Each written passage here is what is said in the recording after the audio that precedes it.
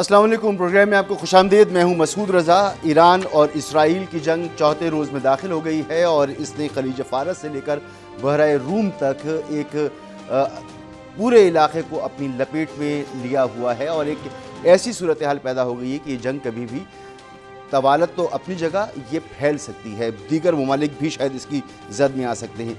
कम अज़ कम इतना तो ज़रूर है कि ऑयल की प्राइसेस बढ़ चुकी हैं, दुनिया भर के मार्केट जो हैं उनमें भौचाल आया हुआ है और हर जगह एक बेयकीनी की कैफियत है। ये जो सूरत हाल डेवलप हो रही है इसमें कुछ नहीं कहा जा सकता कि ये जंग क्या रुख इख्तियार करेगी। आज की जदीद दौर के ज़माने की जो जंगें हैं इनकी डायनेमिक्स रिवायती जंगों से बिल्कुल मुख्तलिफ होते हैं और इसमें सोशल मीडिया जो है वो एक बहुत बड़ा हथियार बनकर सामने उभरा है। गुज़िश्ता 2-3 दिन से पाकिस्तान को लेकर सोशल मीडिया पर एक कैंपेन चलाई जा रही है जिसमें ये कहा जा रहा है कोई गलत न्यूज़ बनाई गई हैं, गलत वीडियोज़ बनाई गई हैं, ये AI जनरेटेड ख़बरें हैं और इसमें इंडियन जो अकाउंट्स हैं वो बड़ी हद तक इन्वॉल्व हैं और वो ये कह रहे हैं कि पाकिस्तान जो है वो ईरान जंग के दौरान कोई मदद कर सकता है और एक सोची समझी साजिश है जो चलाई जा रही है। पाकिस्तान के ख़िलाफ़ फ़ेक न्यूज़ की इस मुनज़्ज़म और जारहाना मुहिम का जो मैदान है वो सोशल मीडिया के प्लेटफॉर्म्स हैं और पाकिस्तान मुखालिफ फ़ेक न्यूज़ प्रोपेगेंडे में भारतीय सोशल मीडिया अकाउंट्स जो हैं वो सरे फहरिस्त हैं। ईरान इसराइल जंग के तनाजुर में पाकिस्तान मुखालिफ फेस न्यूज़ प्रोपेगेंडे में इसराइल पर जौहरी हमला, ईरान को इंटेलिजेंस मालूमात की फराहमी और फ़िज़ाई हिमायत देने का इल्ज़ाम पाकिस्तान पर लगाया जा रहा है। ये कहा जा रहा है कि अगर ईरानी ऑफिशल्स के फेक न्यूज़, फेक वीडियोस बनाकर, फेक ऑडियोज़ जनरेट करके कहा जा रहा है कि अगर इसराइल ने ईरान पर न्यूक्लियर अटैक किया तो इसके जवाब में पाकिस्तान इसराइल पर न्यूक्लियर अटैक कर देगा, या ये बताया जा रहा है कि ईरान को इंटेलिजेंस मालूमात पाकिस्तान की तरफ से फराहम की जा रही हैं, या ये कहा जा रहा है कि पाकिस्तान ईरान की मदद कर रहा है उसके फ़िज़ाई हमलों में, जो कि सब कुछ झूठ है और इस तमाम मामले को एक गलत तरीका, एक गलत रंग देने की कोशिश की जा रही है। और इसका बरमला इनकार किया है इसहाक डार साहब ने, जो डिप्टी प्राइम मिनिस्टर भी हैं और वज़ीर ख़ारजा भी हैं। लेटेस्ट इंडिया ऐसी सोशल मीडिया के हवाले से कि जी उनके ईरान के एक जनरल्स को कोट करके कि जी पाकिस्तान ने ये कहा है कि अगर इसराइल ने हमारे ऊपर न्यूक अटैक किया तो पाकिस्तान इसराइल के ऊपर न्यूक्लियर हमला कर देगा। ये गैर ज़िम्मेदाराना और इतनी झूठी खबर है और वो सोशल मीडिया में चलती चलती अभी मुझे थोड़ी देर पहले पता चला कि डेली मेल ने पिक कर लिया इंग्लैंड में। और पाकिस्तान का डिटरेंस इज ऑब्वियसली, अल्लाह ताला ने इस मुल्क को ना सिर्फ न्यूक्लियर कुव्वत बनाया बल्कि मिसाइली कुव्वत भी बनाया हुआ है और कई ममालिक को तकलीफ भी होती है, लेकिन ये हमारी अपनी सिक्योरिटी के लिए है, हमारी अपनी स्टेबिलिटी के लिए है, इस रीजन में स्टेबिलिटी के लिए है। वरना 9/11 के बाद दोनों फौजें 11 महीने eyeball to eyeball खड़ी रही। अगर ये ना होता तो शायद पता नहीं क्या हो जाता उस वक्त, क्योंकि इंडिया को तो कोई मौका चाहिए था। तो मैं सिर्फ ये क्लैरिफाई करना चाहता हूँ, चूँकि अभी भाई ने बात भी की है तो मैंने सोचा कि मैं हाउस को जो अब तक की डेवलपमेंट्स हैं बैठा हूँ तो मैं शेयर कर लूँ। तो हमने कोई ऐसी स्टेटमेंट, हमारी तरफ से कोई ना स्टेटमेंट किसी ने दी है, इसको फैब्रिकेट किया गया है इसको। और मैंने आपको एक वो मिसाल दे दी है कि कल प्रेसिडेंट ट्रंप की चल रही थी और वो जब हमने 3 जगह से चेक करवाए तो वो AI जनरेटेड यानी वो फेक थी वो जो क्लिप था। तो जंग के मामले में पाकिस्तान जो कुछ भी करता है हमने देख लिया। इंडिया पाकिस्तान जंग के तनाजुर में पाकिस्तान अलल ऐलान करता है, हमला करना होता है दिन में हमला करता है।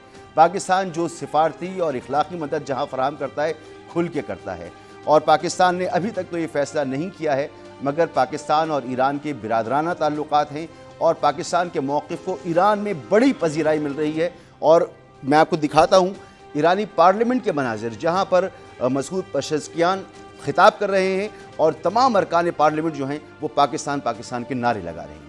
तो पाकिस्तान ने जो पोजीशन इख्तियार की है, पाकिस्तान का जो मौक़िफ़ है उसे ईरान में पजीराई मिल रही है और जब मामलात आगे बढ़ेंगे तो पाकिस्तान का जो मौक़िफ़ होगा, जो भी मौक़िफ़ होगा वो अपने ईरानी बहन भाइयों और ईरानी ब्रादर मुल्क के साथ होगा, इसमें कोई शक व शुबा नहीं होना चाहिए।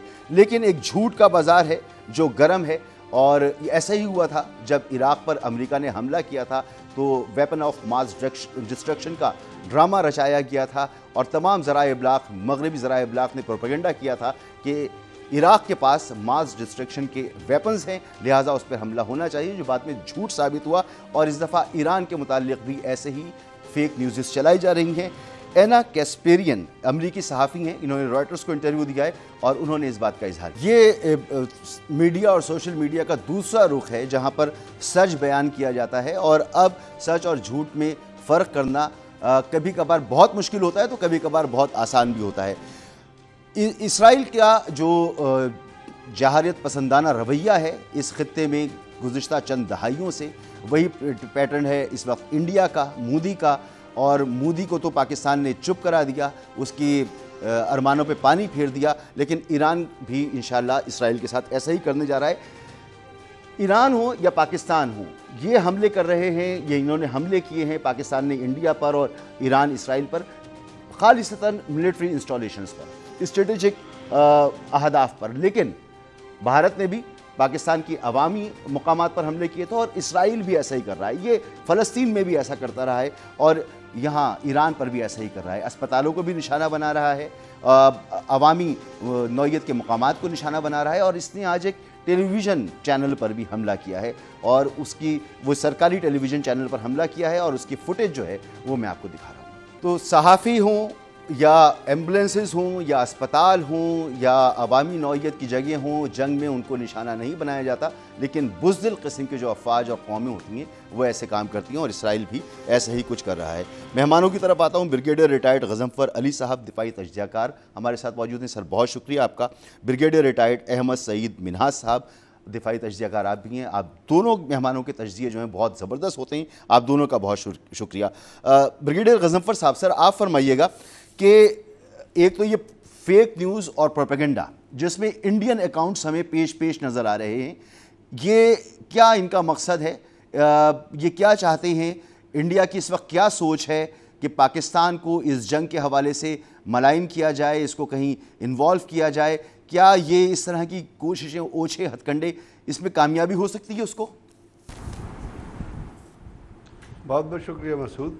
असल में आपने देखा कि ईरान के अंदर पिछले दिनों में जो मोसाद ने एक बहुत बड़ा नेटवर्क कायम किया था और उसके अंदर ईरान ने इंटरनली जब ये तमाम चीज़ें सामने आई कि वहाँ ग्राउंड ऑफेंसिव के ज़रिए, ग्राउंड से लॉन्च किए हुए ड्रोन्स के ज़रिए बहुत सारे लोगों को टारगेट किया गया है, जिसमें साइंसदान भी थे, उनके मिलिट्री चीफ भी, बाकी लोग भी थे।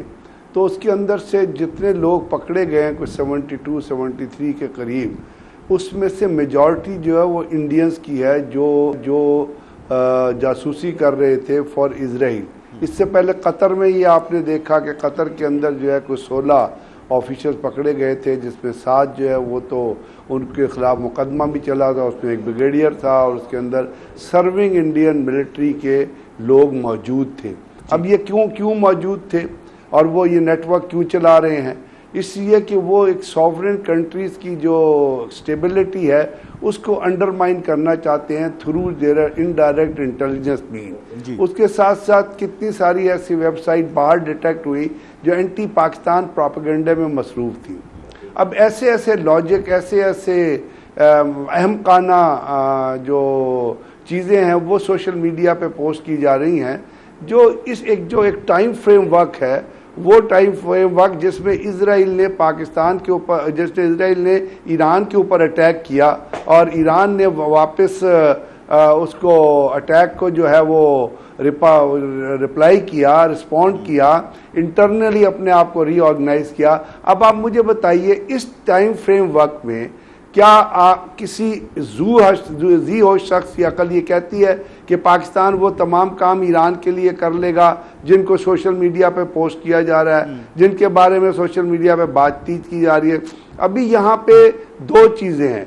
एक तो ये है कि जो अमेरिकन जो कुछ कहलवाना चाहते हैं दुनिया में मुख्तलिफ लोगों से, वो कहलवा देती है अमेरिकन लीडरशिप। जैसे नेतन्याहू से उन्होंने पाकिस्तान का नाम लेने के बाद ट्रंप ने कहा जी वो तो उसने गलती से कह दिया। उसने गलती से नहीं कहा, he was told to do that.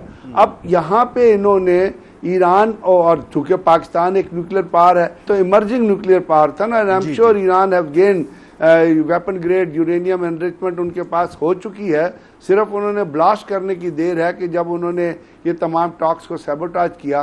तो ये जो चीज़ें जो ज़ियोनिस्ट लॉबी के अंदर आती हैं जी। और ज़ियोनिज़्म दहशतगर्दी का नाम है, ज़ियोनिस्ट के साथ अब हिंदुत्वा, न्योकॉन्स तो पहली थे, अब हिंदुत्वा लॉबी जो है जिसको नरेंद्र मोदी लीड करता है, उन दोनों की एक कोलैबोरेशन आपको इस तरह नजर आती है कि आप कभी भी इंडिया ने जो पाकिस्तान पे अटैक किया था और जो इजराइल ने ईरान पे अटैक किया है, इनको दो डिफरेंट फ्रेमवर्क में ना देखिए, इनको आपस में लिंक करके देखिए कि ये ज़ियोनिज़्म की और हिंदुत्वा की क्या कोशिश थी कि एक तरफ ईरान के ऊपर और एक पाकिस्तान के ऊपर साइमल्टेनियसली, क्योंकि ये प्रूव हो चुका है और ये खबरें कंफर्म्ड हैं कि जब इंडिया ने पाकिस्तान के ऊपर हमला किया तो इजरायली एडवाइज़र न सिर्फ रॉ के साथ मौजूद थे बल्कि general officer commanding northern command, जिनका हेडक्वार्टर नगरोटा में है, वहां को 10 इजरायली एडवाइजर्स की टीम जो है वो जनरल ऑफिसर उनके साथ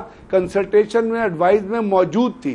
तो अगर इजरायली जो है वो इजरायली आर्मी के और मुसैद के लोग इंडिया के अंदर मौजूद थे, तो आज इसी तरह रॉ के लोग जो हैं वो इजराइल के अंदर मौजूद हैं और वहां से एक नैरेटिव जनरेट किया जा रहा है। क्योंकि वेस्टर्न कंट्रीज को खासतौर पे आप देखें ना, वेस्टर्न कंट्रीज में जर्मनी को देख लें, फ्रांस को देख लें, जर्मनी का तो कॉन्स्टिट्यूशन ये कहता है कि अगर जर्मनी की शहरियत आपने रखनी है तो आपने ये हल्फ लेना है कि आप इजराइल के खिलाफ बात नहीं करेंगे।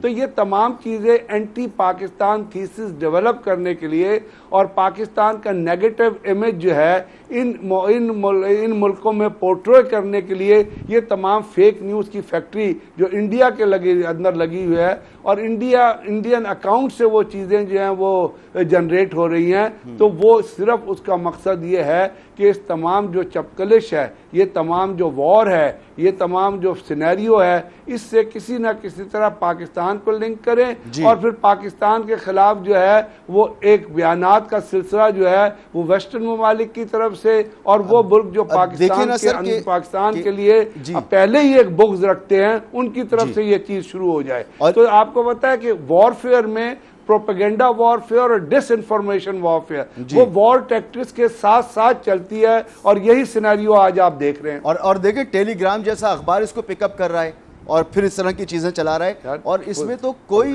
शक और शुबे की बात नहीं है कि पहलगाम अटैक जो हुआ था वो भी एक इसराइल साजिश इंडिया के साथ मिलकर थी और वो उसमें नाकामी, पाकिस्तान ने उनको नाकामी का चेहरा दिखाया, उनको नाकाम किया और अब एक मरतबा फिर ये कोशिश है कि पाकिस्तान इसमें किसी तरह इन्वॉल्व हो। यानी इस वक्त मोदी हो या नेतन्याहू, उनकी कोशिश ये है कि ये जंग फैले, इसमें मज़ीद ममालिक शामिल हों, क्योंकि मोदी का भी मुस्तकबिल इसी बात से जुड़ा है कि खित्ते में डिस्टेबलाइजेशन रहे और मोदी जो है उसको सियासी फ़ायदा मिले। और नेतन्याहू का भी यह है कि जब तक वहाँ पर एमरजेंसी नाफिस है, जंग का माहौल है, उस वक्त तक नेतन्याहू का इक़्तिदार है, उसके बाद उसे संगीन तरीन मुकदमात का सामना करना पड़ेगा और उसका इक़्तिदार ख़त्म हो जाएगा।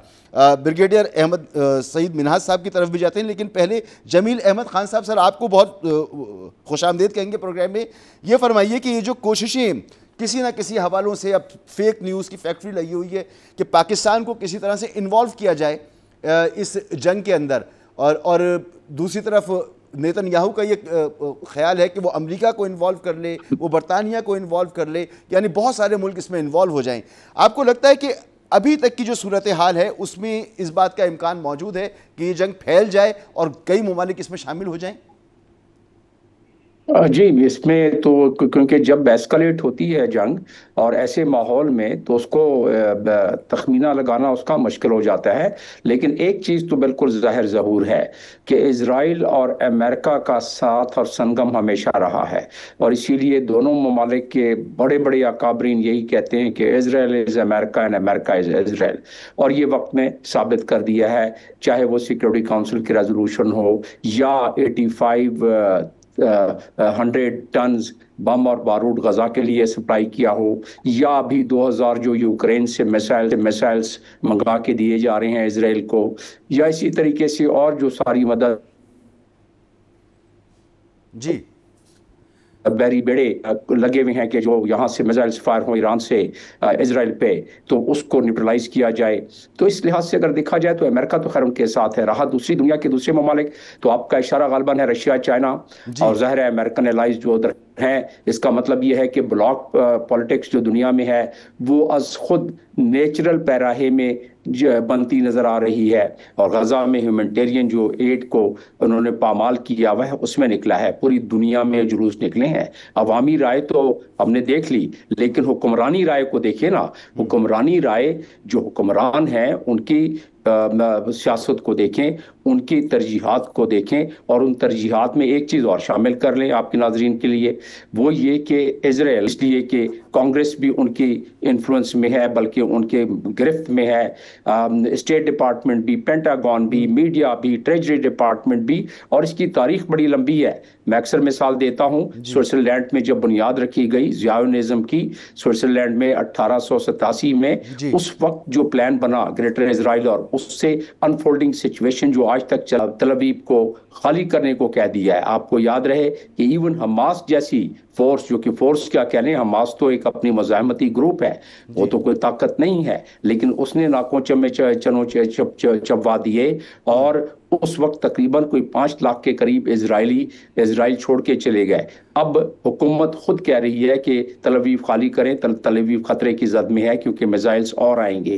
तो इस लिहाज से अगर देखा जाए तो ये तो मामला फैलता नजर आ रहा है। आज ही तो उन्होंने टीवी स्टेशन को तबाह किया है ईरान के, और ईरान की एंकर जब वो अपना प्रोग्राम कर रही थी, अल जज़ीरा को इंटरव्यू दे रही थी, उस वक्त बम्बार्डमेंट की है, और उस वक्त नजर आ रहा था कि किस तरह डेब्रिज गिरे। तो कहने का मकसद ये है कि अगर ट्रंप की बात को देखा जाए कि मैं तो जंग को रुकवाना चाहता हूं, लेकिन ये नहीं कहते हैं कि मैं सैंक्शन को भी खत्म करना चाहता हूं, और जो पुराना JCPOA है उसको मैं बहाल करना चाहता हूं। वो तो कहते हैं कि आप अपनी अफजूदगी किसी तीसरे मुल्क में कर लें या इसको बंद कर दें। तो ये तो ईरान की अपनी एग्जिस्टेंशियल थ्रेट उसमें है, ये हमें पता है। और क्यों नहीं पता हो, क्योंकि हमने इराक का असर देख लिया, सीरिया का असर देख लिया, लीबिया का असर देख लिया, सद्दाम का असर देख लिया। तो 1 by 1 और टर्न बाय टर्न का तो हमें पता है कि क्या आगे जाके मंजरनामा होने वाला है। इसी तरीके से 67 की जंग के बाद सारों के दांत निकल गए जितने भी अरब ममालिक हैं। बड़े अहम पॉइंट्स उठाए, तो मैं जब वापस आपके पास आऊंगा तो जेनेवा कन्वेंशन की भी बात करेंगे, जो ये कहता है कि किसी मुल्क के न्यूक्लियर प्लांट्स को निशाना नहीं बनाया जा सकता। इसके बावजूद इसराइल ने जाहरियत की, निशाना बनाया, और वही पूरा वेस्ट जिसने जेनेवा कन्वेंशन को साइन किया हुआ है, वो इस वक्त भी इसराइल की हिमायत में हमें नजर आता है। तो ये दोहरा म्यार जो है, इस पर तो बात करेंगे। लेकिन अहमद सईद मिन्हाज साहब, सर, जो जंगी हिकमत अमली हमें ईरान की नज़र आई, कल हमने देखा कि उनके अपने ही जो डिफेंस मिसाइल सिस्टम है वही आपस में कंफ्यूज हो गया, उलझ गया, और एक दूसरे को निशाना बनाने लगा। तो ये टेक्नोलॉजी जो है, ये इसकी तवक्को आप कर रहे थे कि ईरान जो है वो साइबर वॉरफेयर में भी, और मिसाइल में तो खैर वो था ही, और साइबर वॉरफेयर में भी वो एक लीड लेता हुआ नजर आएगा? जी हजूर साहब, बहुत बहुत शुक्रिया मुझे मौका देने का। देखिए, जो जदीद जंगें हो रही हैं पाकिस्तान की और इंडिया की, जो माबैन लिमिटेड वॉर हुई है, तो उसमें 2-3 न्यू नॉर्मल सामने आ रहे हैं। सबसे पहले तो ये है कि आप न्यूक्लियर ओवरहैंग के नीचे आप लिमिटेड वॉर लड़ सकते हैं। पाकिस्तान इंडिया दोनों न्यूक्लियर वेपन्स और लड़ाई हुई। इसी तरह अनडिक्लेयर्ड इसराइल है, न्यूक्लियर वेपन स्टेट है, और लड़ाई हो रही है। 1 सेकेंडली, जो आपकी अभी जदीद जंगें हैं वो कन्वेंशनल के साथ साथ आपकी नेट सेंट्रिक वॉरफेयर, आपकी साइबर वॉरफेयर और मिसाइल टेक्नोलॉजी, एयरफोर्स डोमिनेशन, यानी अब जंगें हवा में हुआ करेंगी। तो ये दूसरी इस तरह की चीज है जो बड़ी तेजी के साथ उभर के सामने आ रही है, और इसमें मुझे लगता है कि बैलिस्टिक मिसाइल डिफेंस सिस्टम और जो स्पेस है, जो कॉमन हेरिटेज ऑफ मैनकाइंड के तौर पर इस्तेमाल हो रही है इस मौके के ऊपर, वो बहुत जल्द वेपनाइज हो जाएगी। तो स्पेस वेपन्स के अंदर टेक्नोलॉजी किसके पास है? 3-4 मुल्कों के पास, रशिया, चाइना, US, और अभी 2019 में किया था इंडिया ने भी। तो लिहाजा स्पेस ही वेपनाइज होने जा रही है। और जो तीसरा जो न्यू नॉर्मल जो एक लेकर आया, वो अभी इसराइल लेकर आया कि उसने एक वर्किंग न्यूक्लियर साइट के ऊपर हिट किया है, जो कि ताबकारी पैदा कर सकती थी दुनिया के अमन को, और जो लोगों की वहां पे ह्यूमैनिटी उसको चैलेंज कर सकती थी। ना अभी जो आपने बात की कि वहां पे उसका जो आयरन डोम था उससे पहले, लेकिन मुख्तलिफ फेजेस से जो मिसाइल पहुंच रहे थे वहां पे, तो ये कह रहे हैं, असेसमेंट हो रही है कि तकरीबन 25 से 30% जो है 25 से 30% के ईरानी मिसाइल्स वहां पहुंच रहे हैं तेल अवीव के अंदर, हैफा में पहुंचे, 70% गिराए हैं। तो मुख्तलिफ स्टेजेस के थ्रू पास करते हुए पहले अमेरिकन डोम के जरिए, फिर जॉर्डन जो है बड़े खुल के सपोर्ट कर रहे हैं इसराइल का, देन आयरन डोम जो terminal ballistic missile defence system है। तो लिहाजा सर्वो फायर करते, पाकिस्तान में भी जब बरतानिया कर रहा है इस बराज फेंकते हैं। कल रात को 100 फेंके थे, अभी मैं फिर सुनने में आ रहा है 50 फेंके हैं, उससे पहले 100 के करीब ड्रोन्स गए थे। तो बेसिकली इन तमाम जो रेजिस्टेंस है इसको पहुंच के वहां पे जाके जा रहे हैं। इस वक्त अगर आप देखें तो जमील साहब सेकंड में कि जो ईरान है वो इसको पोजीशन ऑफ स्ट्रेंथ के ऊपर है। क्यों? इसलिए कि ईरान से एक्सपेक्ट नहीं किया जा रहा था कि वो उस तरह से रिटेलिएट कर सकेंगे कि जैसे कमांड अगर खत्म कर दी जाए और साइबर से उसको जैम कर दिया जाए, स्टिल ईरान इतना शदीद रिस्पॉन्स और एक्यूट रिस्पॉन्स दे रहा है कि इसराइलीज बिल्कुल इसकी तवक्को नहीं कर रहे थे। तो लिहाजा यहाँ पर पाकिस्तान को ड्रैग करने की भी कोशिश की जा रही है, मोसाद और रॉ की जानिब से, अमेरिकन को ड्रैग करने की कोशिश की जा रही है, और ग्रेट पावर जो है रशिया और चाइना भी अब खुल के सामने आ रहे हैं। तो थर्ड वर्ल्ड वॉर की तरफ जा सकते हैं। इस खतरे का पूरी तरह जो है इसका इदराक है प्रेसिडेंट ट्रंप को, जो कि अमन के दाई के तौर पर पहचाने जाना चाहते हैं और नोबेल इनाम के लिए वो आई फॉर कर रहे हैं। तो इन तमाम हालात के अंदर इसका तेल अवीव का खाली करवाना, इसी तरह तेहरान में भी ऑर्डर्स देना कि आप ये तेहरान से भी पब्लिक निकल के तो दूसरे शहरों में जा रही है, सबर्ब्स में जा रही है, तो ये लगता है कि शायद शदीद किस्म के मिसाइल्स फायर हों कि जिसके अंदर खैबर जो मिसाइल है इसका ईरान का, वो बेतहाशा जो है उसकी 3-4 फेजेस में वो अपने आप को एक्टिवेट करता है। और आपने देखा कि अभी हाइफा के जो पोर्ट के ऊपर जो उसने किया है वो हाइफा बिल्कुल ही जो समंदर बोस हो गई है। तो लिहाजा इन तमाम चीजों को देखते हुए तो बड़े पोजीशन ऑफ स्ट्रेंथ के साथ एक ब्रेक लेना है, ब्रेक से वापस आकर यहीं से गुफ्तगू हैं। तिल अवीव को खाली कराने का एक तरफ ईरान ने कह दिया कि आप खाली करा लीजिए, दूसरी तरफ इसराइल कह रहा है कि तेहरान को खाली होना चाहिए और यहाँ पर से भी इनखला हो रहा है। और अभी लेटेस्ट इत्तला यह है कि पासदारान इनकलाब की टॉप ब्रास को फिर निशाना बनाया गया है और उसमें कुछ शहादतें भी हुई हैं। एक ब्रेक के बाद मजीद आपको अपडेट करते हैं और इस गुफ्तगू को भी आगे बढ़ाते हैं।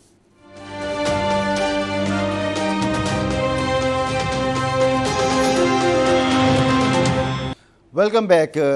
पासदारान इनकलाब को निशाना बनाया गया एक मरतबा फिर उनकी टॉप ब्रास को, और वहाँ पर शहादतों की इत्तलात आ रही हैं। मिन्हाज साहब आप ही कंप्लीट कीजिए अपनी गुफ्तगू को, फिर मैं आगे बढ़ता हूँ। ज़रा जल्दी चलेंगे ताकि तमाम मेहमानों को वक्त मिल सके। पासदारान इनकलाब को निशाना बनाना, इससे पहले साइंटिस्ट को निशाना बनाना, इससे पहले उनकी टॉप ब्रास आर्मी को निशाना बनाना, ये किस हिकमत अमली का नतीजा है?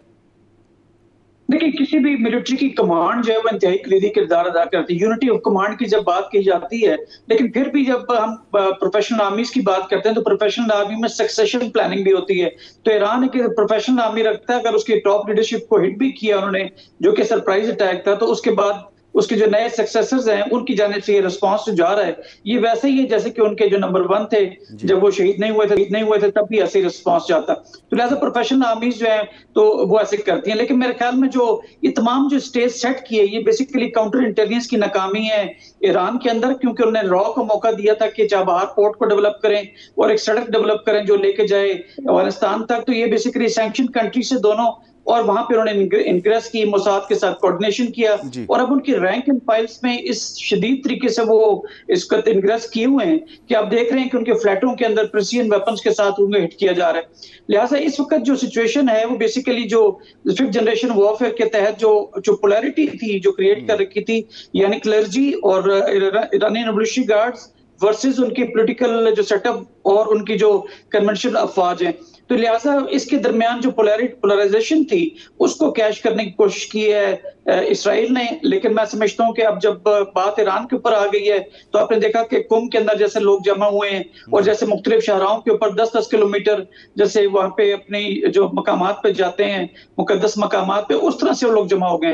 तो लिहाजा ये तमाम वो चीजें अनएक्सपेक्टेड है। ये वैसे ही है जैसे ऑपरेशन बुनियाद मरसूस के अंदर जब उससे पहले जब सिंदूर लॉन्च किया गया था, आप दुरुस्त फरमा रहे हैं कि वो जो एक रिजीम चेंज की कोशिश इंडिया की तरफ से भी हमें देखने को मिली थी, उसी तरह की एक कोशिश हमें नजर आई नेतन्याहू की तरफ तरह का रिजीम चेंज होएगा, लेकिन ईरानी कौम जो है वो ज़्यादा मुत्तहिद हो गई, उनकी जो कलअदम जमातें थी, सियासी जमात, वो भी निकल आई कि जी आप जो है वो सारी कौम इकट्ठा हो जाए और किसी किस्म का कोई तफरीक़ा ना रहे। जमील अहमद खान साहब, सर ये जेनेवा कन्वेंशन के तहत तो किसी भी की न्यूक्लियर प्लांट पर हमला करना ये बिल्कुल गैर कानूनी है, लेकिन इसराइल ने एक नहीं कई प्लांट्स पर हमले किए। इसके बावजूद वो चाहे जर्मनी हो, वो फ्रांस हो, वो बरतानिया हो, वो अमेरिका हो, वो साथ खड़े हुए इसराइल के हमें नजर आते हैं।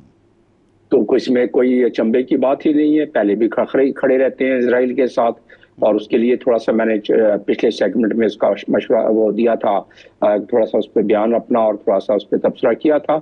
लेकिन जेनेवा कन्वेंशन बड़ा क्लियर है, एडिशनल प्रोटोकॉल है, उसका आर्टिकल 54 है, उसके तहत किसी भी न्यूक्लियर इंस्टॉलेशन पर हमला नहीं किया जा सकता, और उसका असबाब है, उसके सबब है। उसके साथ साथ IAEA में भी बताया गया है कि सेफ्टी एंड सिक्योरिटी रखना है तमाम, इसीलिए IAEA का बयान भी आया है, इंटरनेशनल एटॉमिक एनर्जी अथॉरिटी का बयान भी इसमें आ गया है कि कंटेमिनेशन थोड़ी सी हुई है, लोकलाइज्ड हुई है, सरफेस पे डैमेज हुआ है, अंदर जो जेर जमीन जगह पर ज्यादा कोई डैमेज उनको नहीं महसूस होता है, वो कहते हैं कि रेडिएशन नहीं हुई है। बहरहाल सेफ्टी और सिक्योरिटी ऑफ एनी न्यूक्लियर अस्पतालों पे हमले और टीवी स्टेशन पर हमले, ये तो दुनिया देख रही है। जी हाँ, ये आ जाता है। पहली बात तो ये है कि अब तो जंग शुरू हो गई ना, और ये जेनेवा, ये अपना चार्टर जो है यूनाइटेड नेशंस का, उसके आर्टिकल 2 की खिलाफ वर्जी करते हुए इजराइल ने चढ़ाई कर दी। ये तो इजराइल की कोई नई बात नहीं है, इजराइल ने इससे पहले कौन से दुनिया के कवानीन को माना है जो अब मान लेगा। ये दुनिया में एक चीज हमें याद रखना चाहिए, दुनिया इस वक्त जिसमें हम रह रहे हैं उसमें सिर्फ और सिर्फ अगर कोई चीज है तो माइट इज राइट है। दुनिया में there is no higher authority than the nation. Nation की अगर अपनी हायर अथॉरिटी है तो अपनी ताकत है, उससे ज्यादा अगर कोई अथॉरिटी वाला है तो वो उसको डिक्टेट करा देता है। तो इजराइल इस वक्त समझ रहा था कि वो अमेरिका के बलबूते पर दंदनाता फिरेगा, और दंदनाता फिर भी रहा है, इसमें यकीनन कोई बात है। लेकिन मैं थोड़ा सा तबसरा करना चाहूंगा, और उस पर ज्यादा सहर आमेज गुफ्तगू तो ब्रिगेडियर मिनाज कर सकते हैं कि इस वक्त दुनिया की आइंदा जंगें जो भी होंगी, और अभी इसका थोड़ा बहुत हम अक्स अपनी जंग में भी देख चुके हैं, इंडिया पाकिस्तान की, और अब जो आ रहा है, अब ये गुफ्तगू हो रही थी कि 25% के करीब मिसाइल्स इतने लेयर्स को क्रॉस करते हुए 7 को पहुंच रहे हैं वहां। तो इसमें यकीनन जो इस वक्त साइबर का अमल दखल है, और उसके बाद आइंदा की जंगें फिजाओं में और उसके बाद खिलाओं में होंगी, और ये बात दुरुस्त है। अमेरिका को वक्त थोड़ा कम है, मैं इसका ये जो आपने पॉइंट उठाया बहुत इंपॉर्टेंट पॉइंट है। तो ब्रिगेडियर गजनफर अली साहब, सर अगली जंगें जो हैं वो न सिर्फ फिजाओं में बल्कि खलाओं में लड़ी जाएंगी, और इसमें कोई शुबे की बात भी नहीं है। अब तो साइबर वॉरफेयर का ज़माना कोई दूर नहीं है, बल्कि आज लड़ी जा रही हैं जंगें।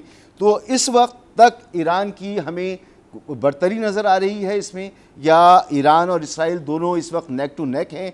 और ऐसे में जो दुनिया में इस वक्त इत्तेहाद होने चाहिए, वो आप क्या बनते हुए देख रहे हैं? एक बिल्कुल ऑर्गेनिक इत्तेहाद, बिल्कुल इस बुनियाद पर कि मफादात और इलाका, मजहब, ज़बान, इस बुनियाद पर।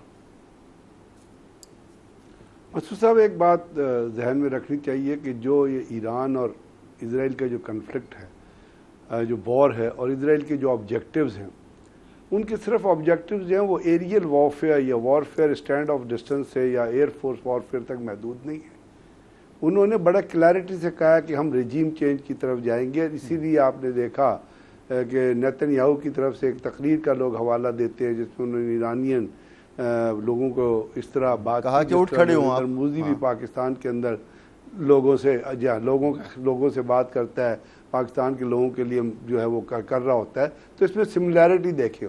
अल्टीमेटली आपने ग्राउंड ऑफेंसिव, ग्राउंड कैप्चर की तरफ, चाहे वो आप पैराशूट सर मुझे एक ब्रेक के लिए कहा जा रहा है, माजरत चाहूंगा, यहाँ गुफ्तगू रुकनी होगी क्योंकि एक ब्रेक लेना होगा हमें। ब्रेक के बाद वापस आते हैं।